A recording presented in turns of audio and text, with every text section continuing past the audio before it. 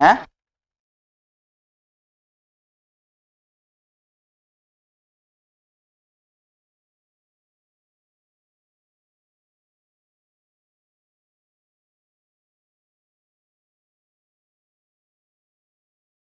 नमस्कार सभी को, राम राम सभी को। अपने ऊर्जा संसाधन वाला जो टॉपिक था वो चल रहा था, जिसमें हमने परंपरागत में जल विद्युत परियोजनाओं को कल पढ़ना शुरू किया था, जिसमें ये परियोजनाओं के नाम मैंने आपको बताए थे। माही परियोजना पढ़ ली थी, उसके बाद हमने अनास परियोजना पढ़ ली, जाखम पढ़ ली, चंबल परियोजना के बारे में पढ़ लिया था कि चंबल परियोजना का निर्माण 3 चरणों में हुआ था, किसमें क्या बांध बना, किसमें क्या बना। इसमें आज लास्ट के अंदर चंबल घाटी परियोजना में कुछ लाइनें ऐड रखना। जैसे देखो, मान लो 3 पर्सन है। एक तो है चंबल घाटी परियोजना पर निर्मित बांध कितने हैं। एक पर्सन है चंबल घाटी जल परियोजना पर निर्मित बांध है, और एक पर्सन है चंबल घाटी जल विद्युत परियोजना पर निर्मित बांध है। समझे प्रश्नों को? अगर मैं चंबल परियोजना की बात करूं तो चंबल परियोजना पर टोटल 4 बांध है। जल परियोजना के ऊपर भी 4 बांध है। चारों जो बांध है उनके पानी का यूज सिंचाई और पेयजल के लिए होता है। लेकिन अगर विद्युत परियोजना की बात करूं तो विद्युत परियोजना के ऊपर कितने बांध बताओगे? 3 ही बताओगे, क्योंकि कोटा बैराज विद्युत में काउंट नहीं होगा, है ना। क्यों नहीं होगा? कल हमने समझा, क्योंकि वहां पर विद्युत नहीं बनती। तो विद्युत परियोजना पर जो 3 बांध आएंगे उनका क्रम क्या रहेगा? तो सबसे पहले गांधी सागर बांध, बाद में राणा प्रताप सागर बांध, और बाद में जवाहर सागर बांध। गांधी सागर बांध 115 मेगावाट है, राणा प्रताप सागर बांध 172 मेगावाट है, और जवाहर सागर बांध 99 मेगावाट है। Total 386 megawatt. ठीक है, तो ये अपनी हो जाएगी चंबल घाटी परियोजना। अच्छे से समझ में आ गई होगी। समझ में आ गया? चलो, 4 के बाद 5वीं जो परियोजना है वो अपने पढ़ लेते हैं। क्या नाम था? चंबल नदी के ऊपर ये ना, राहु घाट जल विद्युत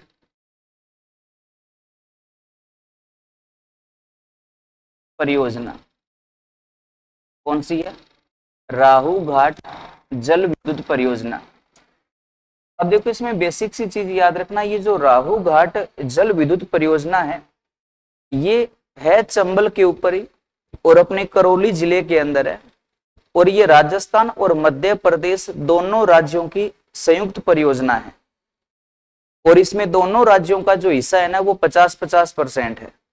चंबल की तरह सेम है, इसमें भी हमारा 50 है, एमपी का भी 50 है। और हुआ क्या था, जब ये परियोजना प्रारंभ हुई थी उस समय कहते हैं कि इस परियोजना के धुएं से और प्रदूषित पानी से आसपास के अंदर घड़ियाल चंबल में बहुत रहते हैं, तो इस परियोजना से घड़ियाल जो जीव है उसकी बहुत बड़ी संख्या में मौत होने लग गई थी। तो सरकार ने घड़ियालों को बचाने के लिए इस परियोजना को तुरंत प्रभाव से बंद करवा दिया था। हालांकि वर्तमान में दोबारा शुरू कर दी थी, वर्तमान में ये प्रारंभ है, लेकिन एक विशेषता बन गई कि किसी जीव को बचाने के लिए बंद करवाई जाने वाली एकमात्र जल विद्युत परियोजना कौन सी है? ये राहु घाट जल विद्युत परियोजना है ना, चंबल के ऊपर है। चलो अपने उनको लिख लेते हैं, देखिएगा। परियोजना राहु घाट जल विद्युत परियोजना जो है, इसको किस नदी के ऊपर विकसित किया गया है? तो नदी का जो नाम आएगा वो इसके ऊपर चंबल आएगा, चंबल के ऊपर इसको विकसित किया गया है। और ये परियोजना किस जिले में संचालित हो रही है? तो जिला कौन सा हो जाएगा? करौली। और ये वाली जो परियोजना है वो एक संयुक्त परियोजना है, यानी कि अपने केवल राजस्थान की नहीं है, इसमें और भी राज्य की हिस्सेदारी है। कौन से राज्य की है? तो याद रखिएगा, राजस्थान के साथ में इसमें हिस्सेदारी में मध्य प्रदेश है। और दोनों राज्यों का जो हिस्सा इसमें कितना कितना है? 50-50%। और एक विशेषता बनी कि ये एकमात्र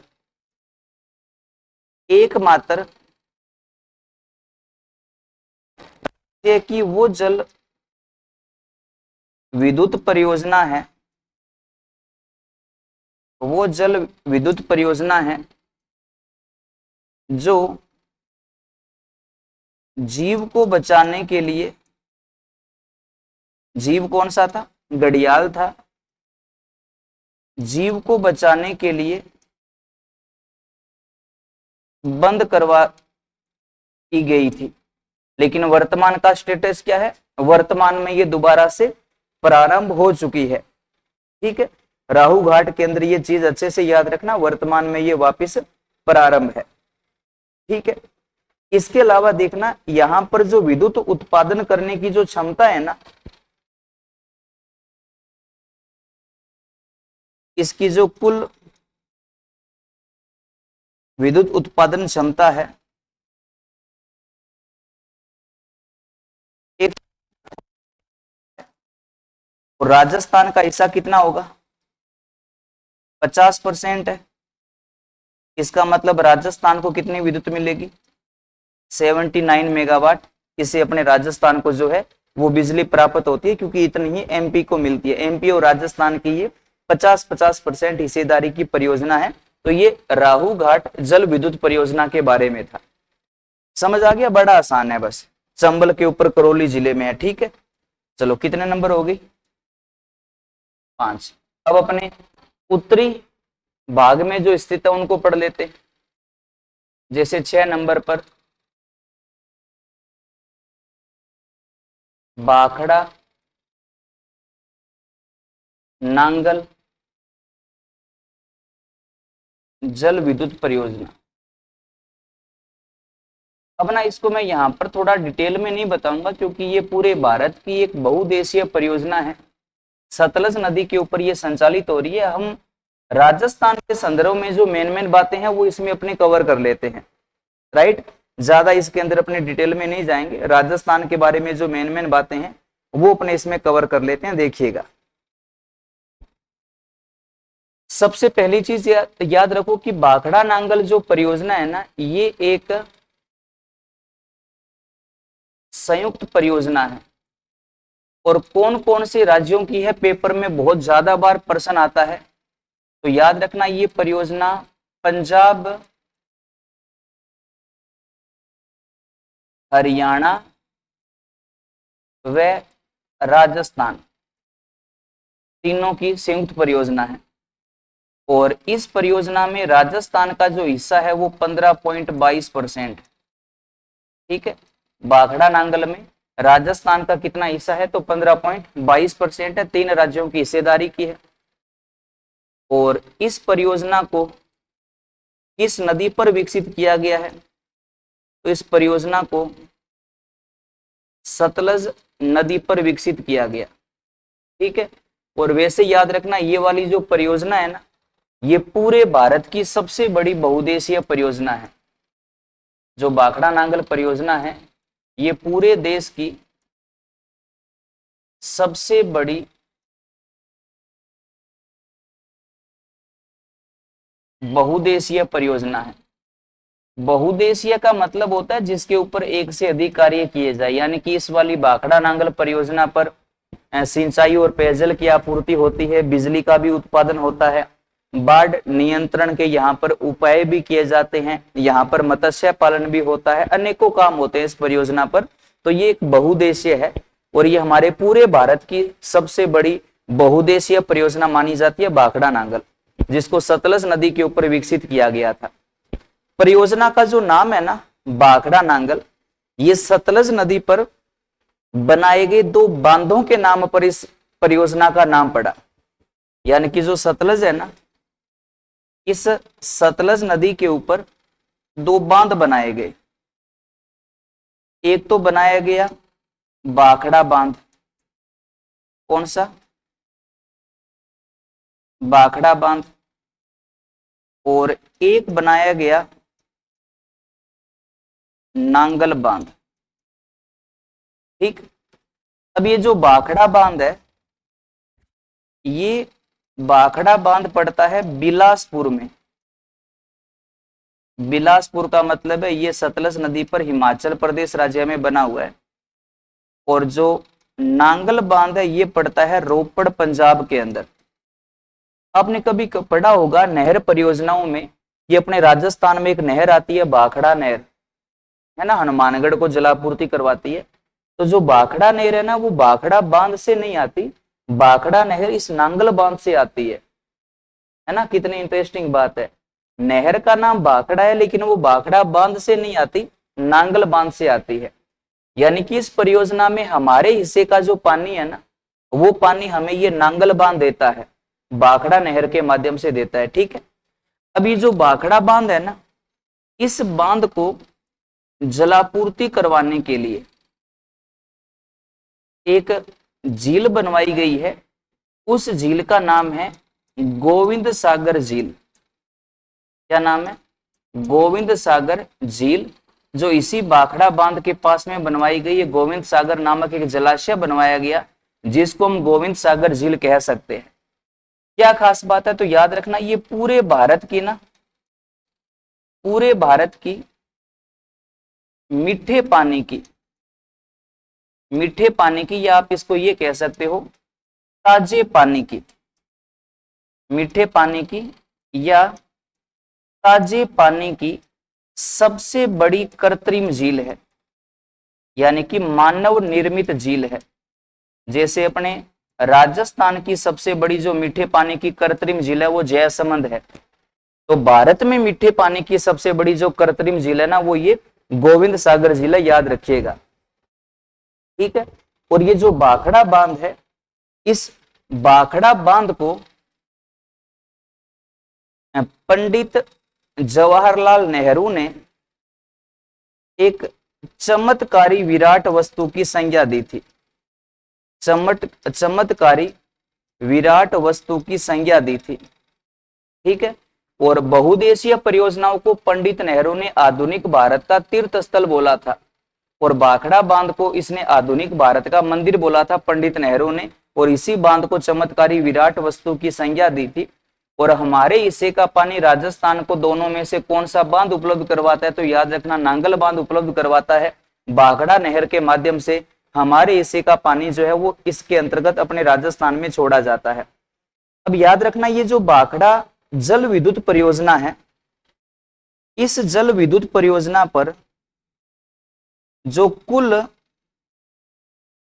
विद्युत उत्पादन होता है वो कितना होता है, वो 1493 मेगावाट यहां पर बिजली बनती है। कितनी, 1493 मेगावाट।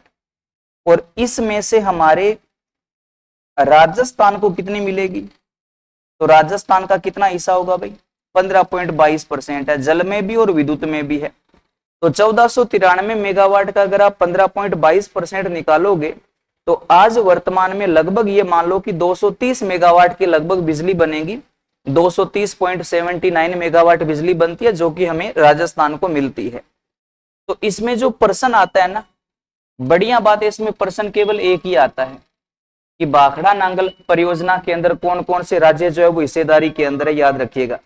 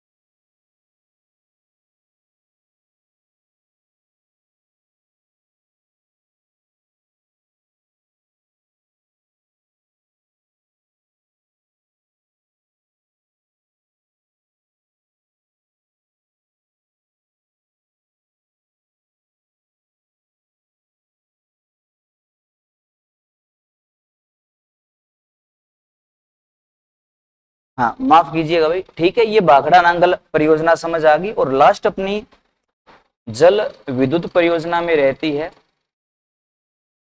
व्यास जल विद्युत परियोजना। व्यास जल विद्युत परियोजना, ठीक है। अब देखो नाम के अंदर ही है कि हमारे राजस्थान के संदर्भ में जो व्यास जल विद्युत परियोजना है ये मेन व्यास नदी पर विकसित की गई है। इसमें केवल ना आप दो बातें याद रखना, अपने पेपर में सबसे ज्यादा जो प्रश्न आता है ना वो इसमें कौन कौन से राज्यों की संयुक्त परियोजना, ये ढंग से याद रखना भाखड़ा और व्यास में। और बढ़िया बात यह है कि भाखड़ा और व्यास में तीन राज्य है, तीनों सेम है, ठीक है। कोई इसके अंदर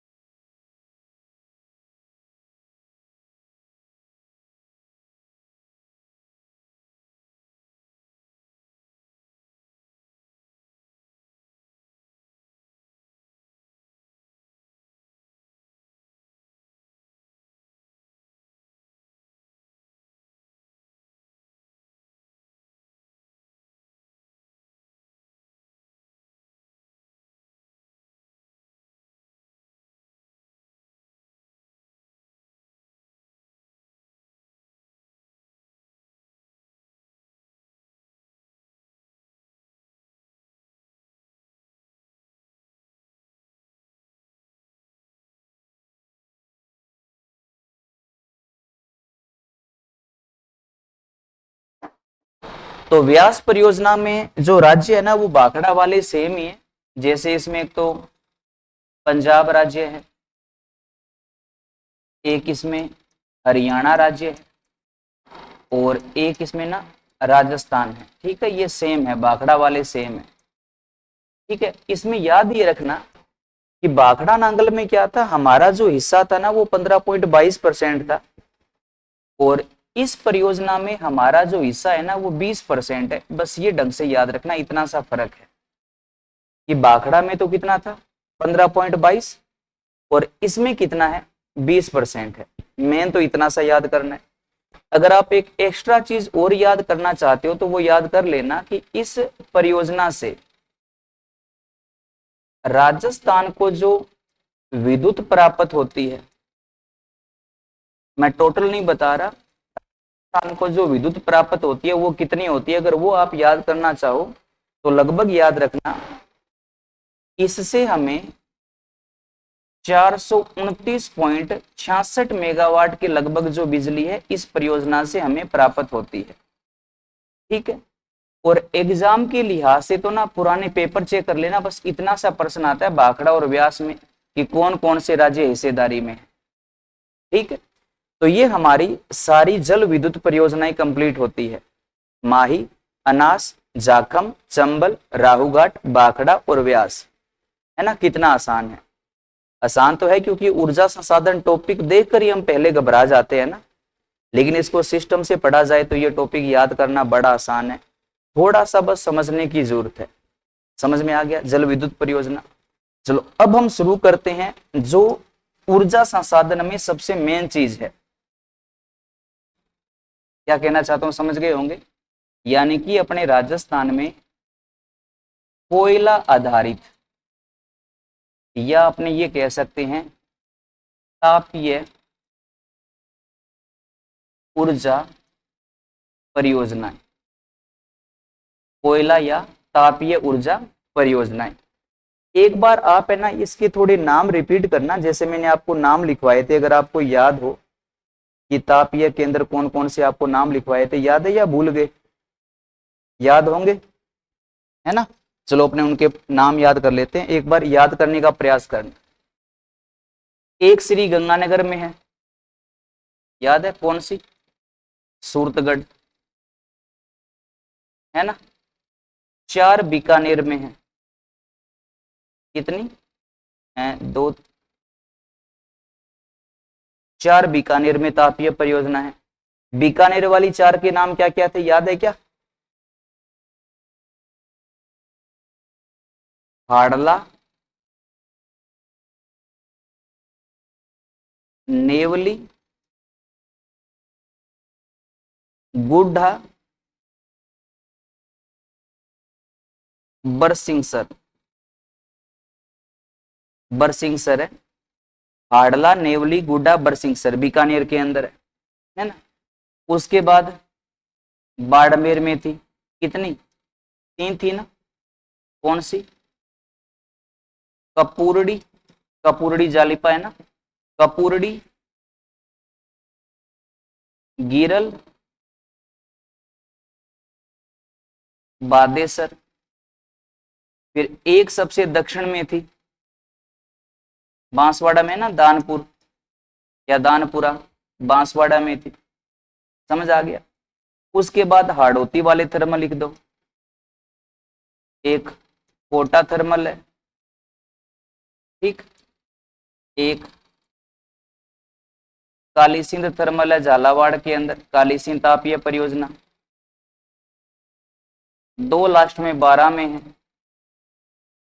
एक तो छबड़ा और एक कवई। ये 13 तापीय विद्युत परियोजनाएं जो है वो हमें इसमें कवर करनी है, समझ आ जाएगा ना। अब परियोजनाओं के नाम जरूर याद रखिएगा, क्योंकि नाम के अंदर जैसे आपने जल विद्युत परियोजनाओं के जो नाम याद किए थे, नाम के अंदर लगभग आधा सारा लग गया है ना। तो नाम बड़े काम के हैं, एक श्री गंगानगर में, 4 बीकानेर में, 3 बाड़मेर में, 1 4 3, एक बांसवाड़ा में और 4 बची वो हाड़ौती में। 13 परियोजनाओं के नाम हो जाएंगे। चलो अपने बारी बारी से सबको पढ़ लेते हैं। सबसे पहले अपने शुरू करते हैं, देखिएगा जो पहली और सबसे बड़ी अपनी तापीय परियोजना है, सबसे पहले उसको शुरू करते हैं। उस परियोजना का नाम है सूरतगढ़ थर्मल, है ना। अगर पूरा नाम लिखें तो सूरतगढ़ सुपर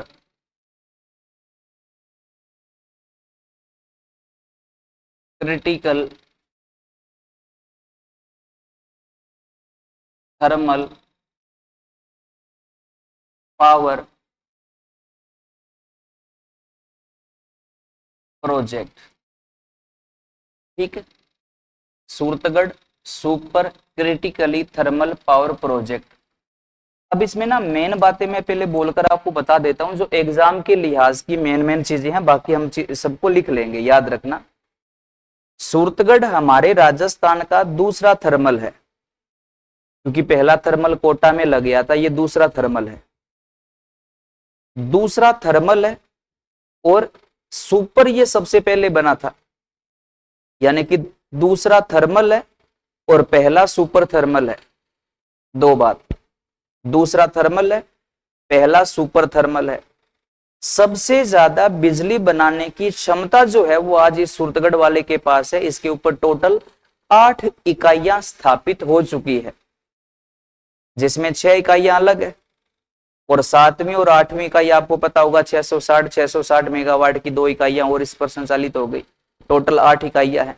सबसे अधिक जो विद्युत उत्पादन क्षमता हमारे राजस्थान में जिस थर्मल के पास है, इस सूरतगढ़ वाले के पास है, तभी तो इसको राजस्थान का आधुनिक तीर्थ स्थल कहा जाता है।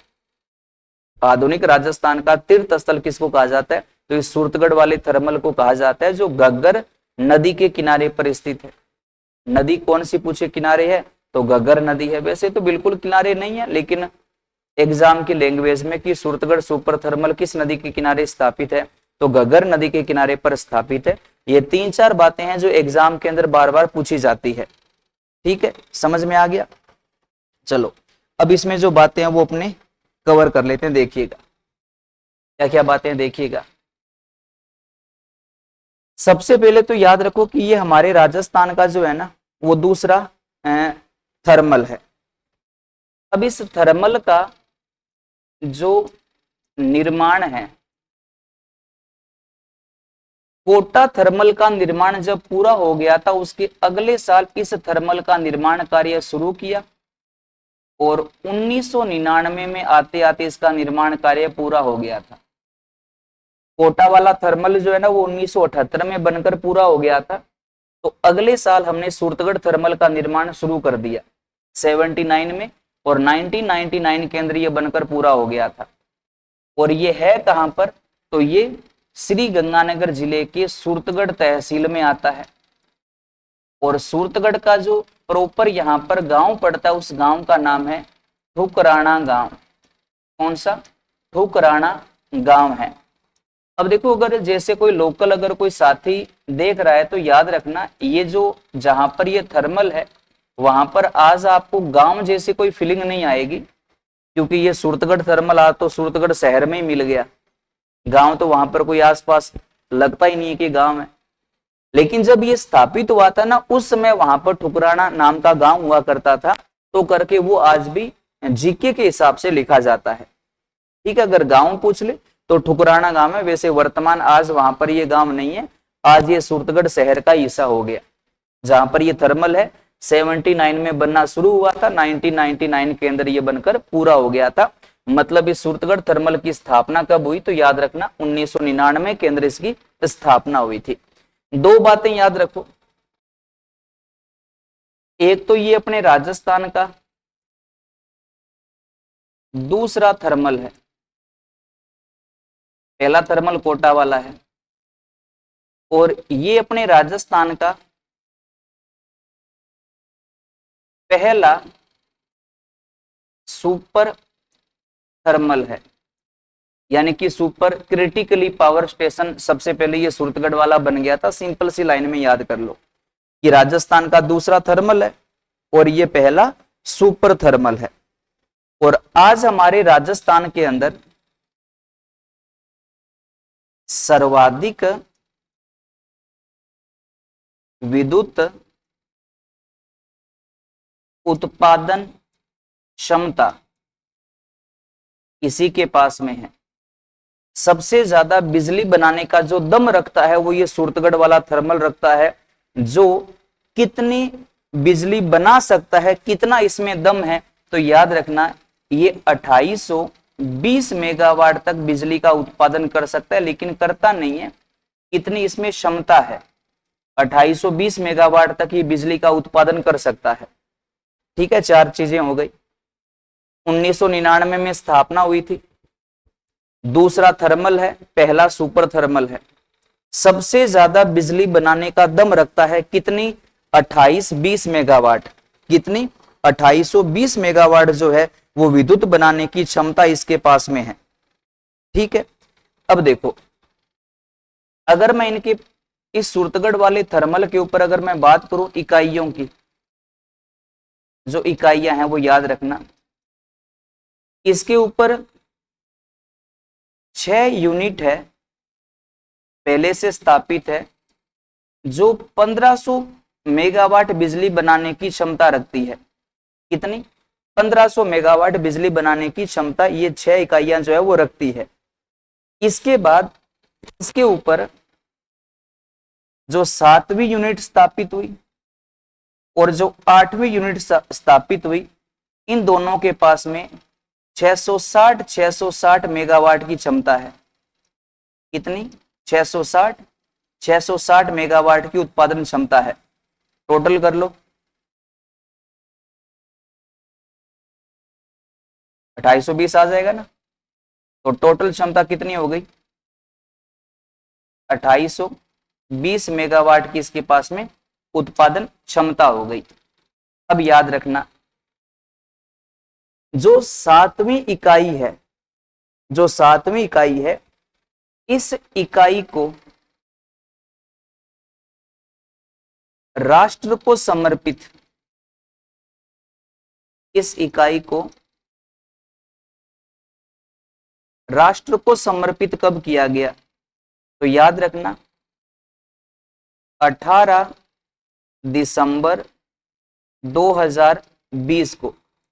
जबकि याद रखना 7वीं इकाई का जो निर्माण है ना वो 1 दिसंबर 2020 को पूरा हो गया था, लेकिन इस इकाई को राष्ट्र को समर्पित कब किया गया? तो 18 दिसंबर 2020 को इसको राष्ट्र को समर्पित किया गया था। ठीक है, और 8वीं इकाई का अभी तक निर्माण हुआ है, मतलब इसको राष्ट्र को समर्पित नहीं किया गया, अभी तक इसका निर्माण हुआ है। और निर्माण कब हुआ इसका? तो 7 अक्टूबर 2021 को जो है वो 8वीं इकाई का भी यहां पर निर्माण हो गया। ठीक है, कब? 7 अक्टूबर 2021 को इस 8वीं इकाई का जो है वो निर्माण हो गया है। कब? 7 अक्टूबर 2021 को इस इकाई का भी निर्माण हो चुका है।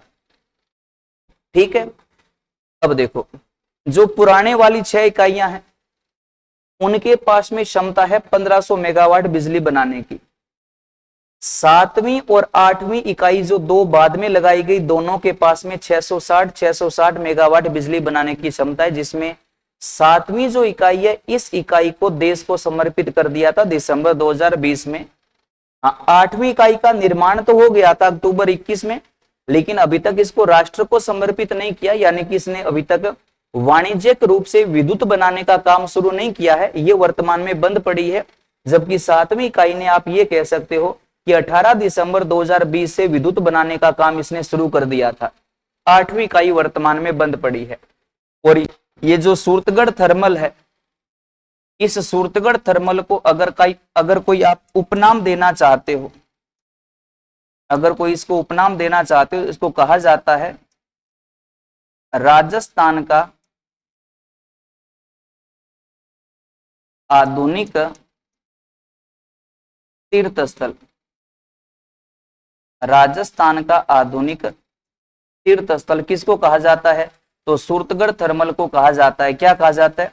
राजस्थान का आधुनिक तीर्थ स्थल इसी को कहा जाता है। और एग्जाम के लिए बहुत ज्यादा महत्वपूर्ण है, ढंग से इसको कवर कर लेना। यह सूरतगढ़ थर्मल के बारे में है, समझ आ गया होगा। तो सबसे पहले तो आज भी मैं आपसे क्षमा चाहता हूं, आज क्लास अभी यहीं पर समापन करना होगा। आज क्लास थोड़ा बीच में डिस्टर्ब भी हो गई थी और कुछ कम भी आज मैटर हुआ है, थोड़ा निजी कारण मान लो, कुछ भी मान लो, सब सही है, कोई दिक्कत नहीं है। लेकिन फिर भी आज क्लास इतनी ही ले पाऊंगा। अगली क्लास जो रहेगी वो आपके पूरे समय के ऊपर लगभग 1 घंटे की क्लास प्रॉपर रहेगी। तो आज नाराज मत होना, ठीक है, क्षमा प्रार्थी हूँ। आगे से क्लास आपकी रेगुलर बढ़िया तरीके से लंबी क्लास लगा करेगी। तो आज मैं इतना ही करेंगे, बाकी थर्मल अपने अगली क्लास के अंदर कंप्लीट करवाने का प्रयास करवाऊंगा, है ना। हो सके तो क्लास 1 घंटे से भी ऊपर क्लास लेने का प्रयास करूंगा, ताकि ये टॉपिक आपका थोड़ा जल्दी पूरा हो जाए, क्योंकि काफी बड़ा टॉपिक भी है और एग्जाम के लिए एक महत्वपूर्ण टॉपिक भी है। तो इतनी भी जल्दबाजी नहीं कर सकते कि वो चीज आपको पल्ले ही ना पड़े, है ना। हाँ, इतना कर सकते हैं कि थोड़ा टाइम बढ़ा दिया जाए, ताकि स्पीड भी ज्यादा ना हो, आपको चीजें समझ भी आती रहे और टॉपिक भी हमारा थोड़ा जल्दी कंप्लीट हो जाए, ठीक है। तो बाकी सबका बहुत बहुत धन्यवाद भाई। अगली क्लास में अपने फिर मुलाकात होगी इसी टॉपिक के साथ। जब तक पढ़ते रहिए, मुस्कुराते रहिए, हंसते रहिए। सबका बहुत बहुत धन्यवाद। जय हिंद, जय भारत, जय सिया राम।